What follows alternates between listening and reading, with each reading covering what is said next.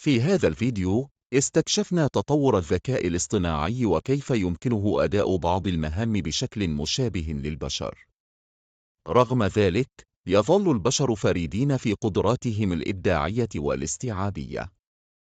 نتوقع مستقبلاً مشرقاً حيث يتعاون البشر والذكاء الاصطناعي، حيث سيكون القوة في التعاون بين العقل البشري الفريد والذكاء الاصطناعي المبتكر.